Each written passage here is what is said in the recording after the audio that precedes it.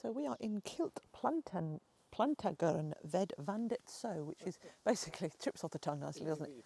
It's a forest that's in between two lakes, and this is the smaller of the two lakes, even though it's absolutely vast. And it's not Vandet So, this is Nors So. And the forest has been lovely. We knew this watchtower was here. We've parked not too far up the hill there, and we're very much hoping to spend the night there as well. And it's lovely, really, really lovely. You can run in here, you can mountain bike in here, there's little shelters where you can be in here as well, swim in this lake, you can sail in this lake as well, windsurf in this lake. There's nobody doing any of that at the moment, but you can do it.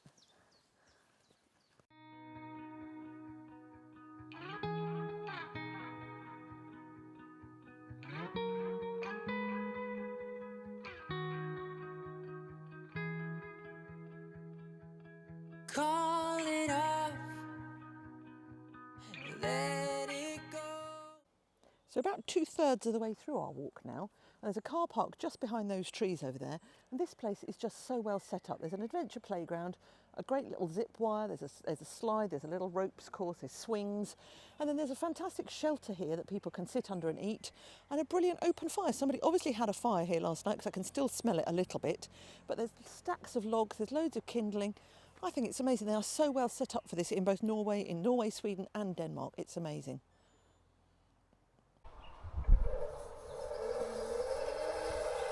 Lift your feet up, Rog.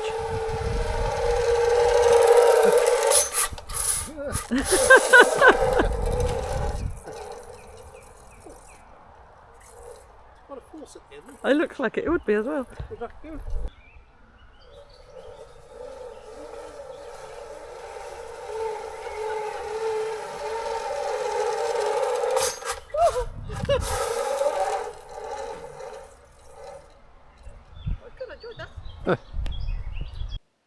So we're just finishing our walk. We've done 4.9 miles. We're just coming back to Henry, and we've got a fantastic little park for night spot here. It's absolutely beautiful, little clearing in the woods. We've been joined by a German van, but that's fine. And it's absolutely stunning, lovely walk, very well signed all the way around as well. Yeah, definitely recommend this forest. This is another Danish royal forest.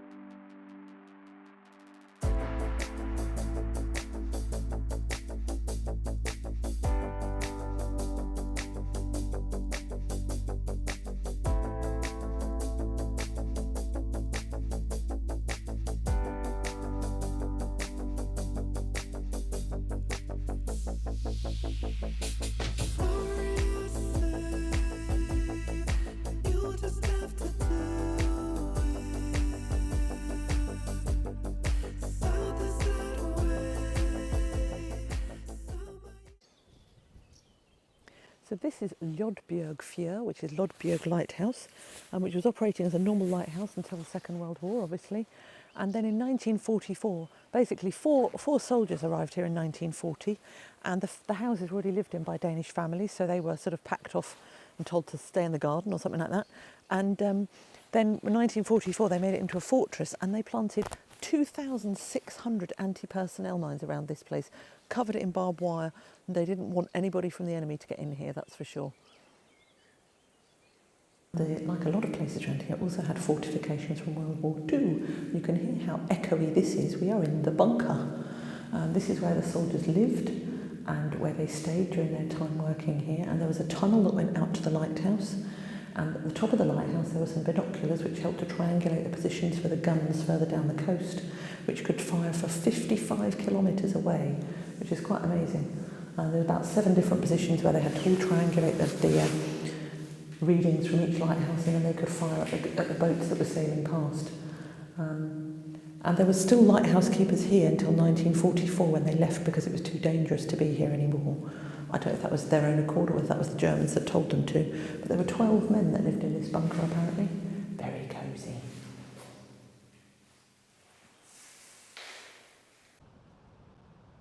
So we are at Thorsminderstrand, and we're just parked the other side of the sand dunes, We've just come down to the beach to have a little look. There's a few people who are going to be kite surfing by the look of it.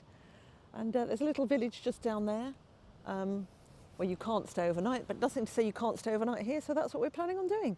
We're going to try and stay overnight and hopefully it'll be nice and quiet. It's actually not too windy today for the western edge of Denmark, which is quite amazing.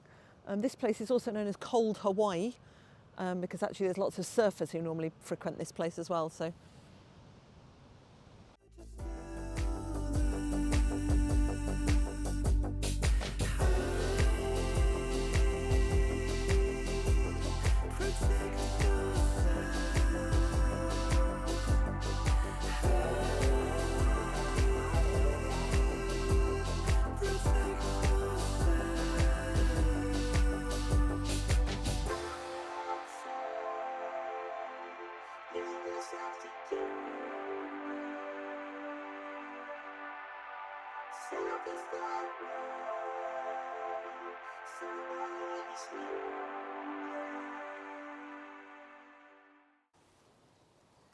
So we are at Endrup Nature Park. It's another park for night spot and it's fantastic. They've got a shelter with barbecue, they've got children's play area, they've got 2 toilets, they've got a sink outside where you can wash things up. It's brilliant. And there's a nice little nature walk by the look of it, which we're about to go and do. And again, all totally free. Yeah, and there's fire pits and all kinds of things. It's lovely, picnic benches. And at the moment, we are the only ones here. Which is always nice. Scandinavians great, isn't it? So we've just gone for a little walk and we found these 3 shelters. I'm assuming these are kind of sleeping shelters.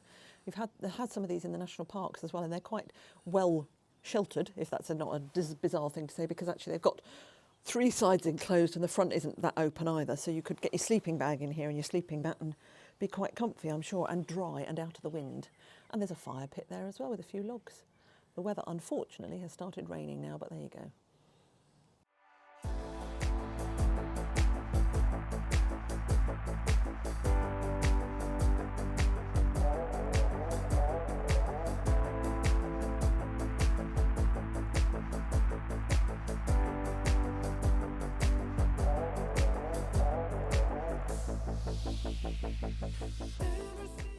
So we are in Ribe town at the moment, and this is a parking place. It's on Park for Night, and you could have stayed where we stayed last night, where there was only 2 people. It was absolutely lovely, or you could stay here. Choice is yours.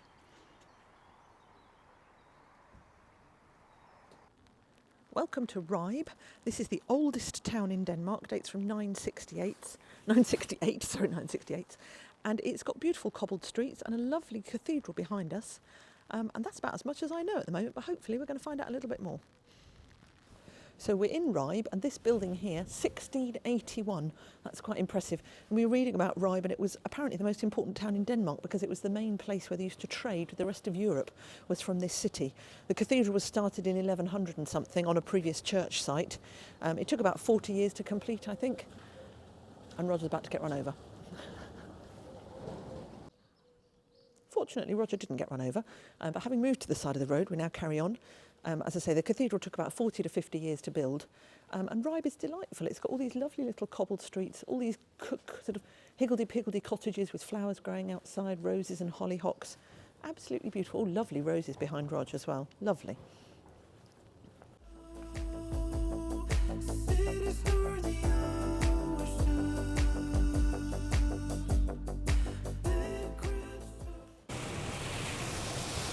So we are currently, if you can hear me, driving across to Romo on Denmark, or just off the west coast of Denmark. It's well known for its beaches. It's a summer holiday destination, and the weather is terrible. You can probably hear it drumming on the roof and on the windscreen. The rain is pouring, it's driving against the windscreen. It is horrible. And every time we see little light blue patches in the sky, we get excited, but it's still raining. So here we are on the beach on Romo, along with lots and lots of other camper vans. The weather looks a little better than it was. You can't camp on this beach, but you can stay here all day. There's an awful lot of cars and things that have driven on it. And somebody did say there's a lot of 4x4s around as well who come and pull you out to the sand if you need it. So that'll be quite exciting, I'm sure.